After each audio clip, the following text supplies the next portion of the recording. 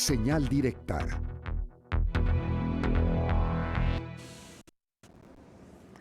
Para hablar más de la figura de la reina Isabel II, saludamos a través de la línea telefónica y le agradecemos que nos acompañe al doctor Jaime Tamayo Rodríguez, jefe del Departamento de Estudios sobre Movimientos Sociales del CUCSH. Ya lo tenemos a través más bien de la vía del Zoom. Doctor, ¿cómo le va? Muy buenas noches. Hola, Ellen, ¿cómo estás? Buenas noches. La figura de la reina Isabel II, que ha muerto este día, bueno, sabemos por supuesto el peso, la relevancia que tenía en su comunidad de países primero, luego en Europa, pero ¿qué tanto se conocía de ella o ella se interesó por un continente un poco más lejano como América Latina, doctor? Bueno, digamos que un interés por América Latina no lo tuvo en ningún momento propiamente. Lo que sí tiene un interés Gran Bretaña, y la reina lo tuvo por supuesto, porque además se mantiene como reina de algunos de estos estados, es en países del Caribe, ¿sí? Por ejemplo, Jamaica, Bahamas, eh, en el caso también de Granada, y ya aquí propiamente en el continente, junto a México, Belice, junto con otros países, pero digo, en el caso de lo que ubicamos como América Latina, generalmente ahora se consigue América Latina y el Caribe como un todo, digamos, que coincide en una serie de luchas y demandas anticolonialistas, antiimperialistas, etcétera. Bueno, la reina de Inglaterra, que es reina también del Reino Unido, del que forma parte Escocia, Gales Irlanda del Norte, pues a la vez es reina de 15 excolonias, con las cuales mantiene incluso una relación medio colonial todavía.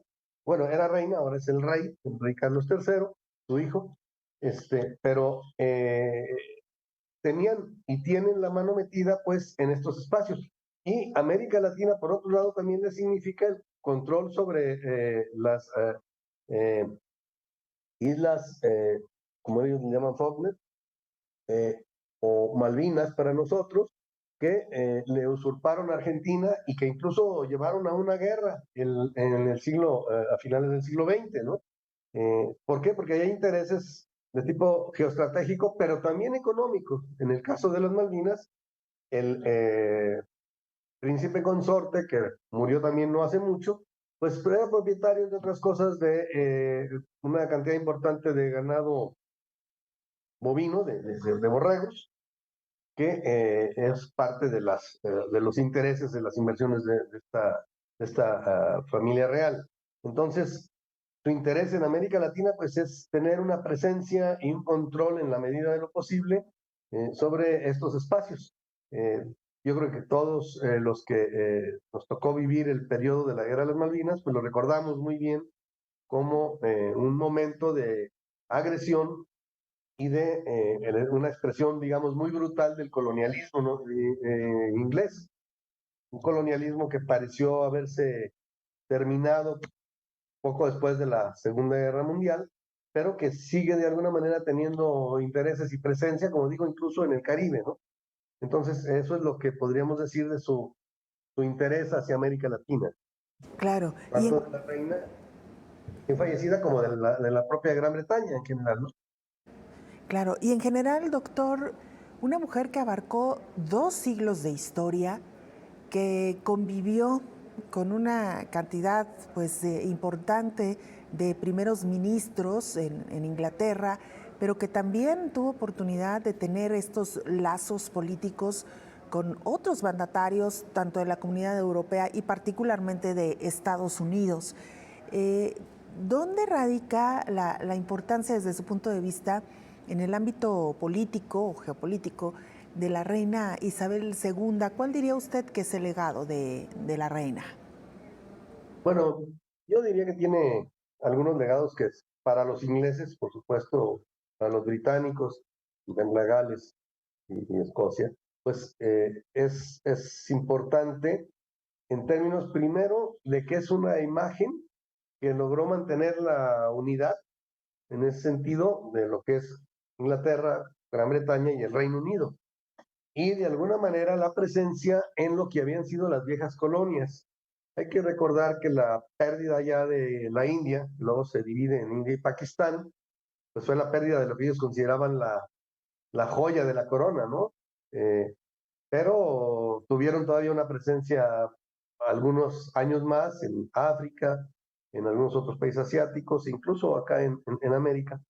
Y la reina logró mantener esta presencia, como decía, en algunos países que incluso mantuvieron la figura de la reina en estas excolonias y particularmente en algunos países que hoy siguen siendo grandes aliados lo fueron en la Guerra Fría y lo son ahora también en la que podríamos llamar la posguerra fría o la Guerra Fría 2.0, encabezada por Estados Unidos, pero que tiene como un aliado muy importante a Gran Bretaña, y junto a ella tiene a Australia, a Canadá, a Nueva Zelanda, perdón, y que forman junto con Estados Unidos los llamados cinco ojos, por ejemplo, ¿no?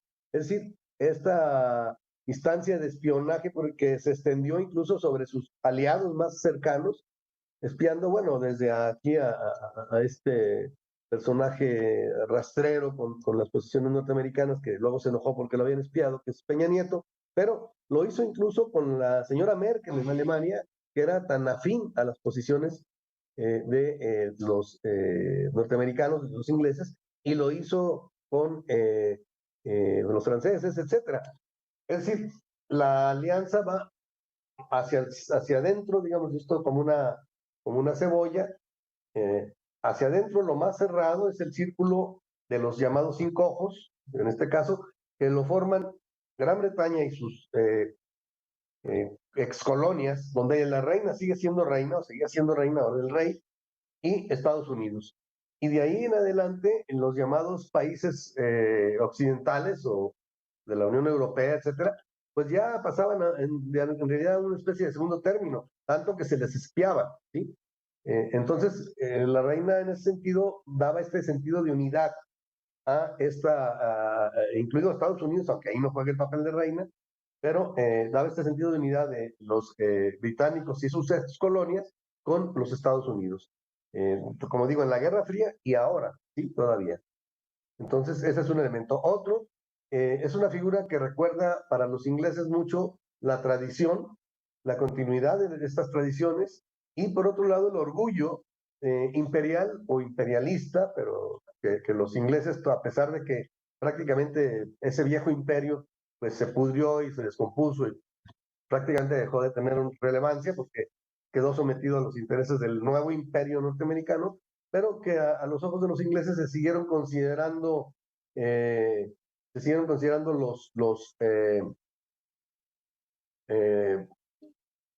pues, los superiores, ¿no? Hay un racismo muy fuerte, vigente, en el mismo Estados Unidos, los herederos de los anglosajones que se pretenden bajo este modelo supremacista, se consideran excepcionales. Bueno, los ingleses, hay que recordar que hubo una fuerte presencia nazi en Inglaterra, lo mismo por cierto en Estados Unidos, Claro. hasta la fecha existe un partido nazi. Y esto se expresa precisamente en esta idea de superioridad de este viejo imperio que todavía los ingleses lo ven y lo reflejan en sus reyes, en este caso la reina anteriormente y ahora con el nuevo rey que será Claro. Carlos III. Ahora, doctor, justo ahora que lo menciona y nos quedan apenas un par de minutos para concluir esta charla, pero viendo un poco a futuro, en lo que viene, la ascensión al trono de su hijo, el príncipe Carlos, ya desde hoy rey Carlos III, como se ha hecho público, que será conocido, aunque bueno, eventualmente podría cambiar también su nombre.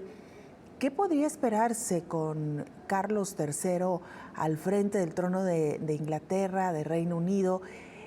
Considerando primero su edad, un hombre de 73 años, su personalidad, su estilo, y si podríamos pensar también que las monarquías, empezando por esta, que es la más sólida, la más fuerte, pues van a entrar en una especie, si no de declive, sí de cambio, doctor. Bueno, efectivamente las monarquías están fuera de tiempo. En pleno siglo XXI seguimos viendo este tipo de monarquías. Hay algunas que no tienen ningún apoyo incluso interno, ¿no? Es decir, si por ejemplo, la monarquía española, que fue impuesta por el franquismo y que incluso ahora se conoce que hubo una cuestión muy tramposa porque hubiera perdido en un referéndum el haber estado, y entonces la ligaron a la Constitución. Y actualmente, pues hay un gran rechazo y hay un movimiento muy republicanista en el caso de España. En Gran Bretaña no sucede eso, en el Reino Unido no sucede eso, aunque parte del Reino Unido puede ser más independentista, por ejemplo en Escocia, ¿sí? En Irlanda del Norte, quizá menos en Gales del Sur, pero en lo que es propiamente Inglaterra, ahí sí hay un sentido todavía monárquico de esta añoranza, esos viejos esquemas. Y bueno, es una monarquía que de alguna manera se reconstruyó y sobrevivió después de haber vivido una revolución, a diferencia de los franceses, ¿no? Y en Europa pues sigue habiendo monarquías que se han venido modernizando y adaptando a los tiempos, pero en el caso de la inglesa pues se mantiene de alguna manera también con estas viejas tradiciones porque los propios ingleses también lo aplauden, de alguna manera hay un consenso en ese sentido. Entonces, los cambios yo no los veo muy profundos. Carlos, el ex príncipe Carlos, ahora rey Carlos III, parece ser que ya adoptó este nombre definitivamente, pero bueno, creo que mañana es cuando se va a resolver ya su toma de su designación. Sí. Pero en este caso, decíamos, no es un personaje que sea caracterizado por ser un hombre moderno, que haya roto esquemas o que más allá de su vida personal, que es otro asunto, ¿verdad? Pero que no, de ninguna manera ha dejado ver, digamos, cambios que pudieran modernizar a la monarquía inglesa. De tal manera que yo no veo grandes cambios, excepto que es un personaje muy gris.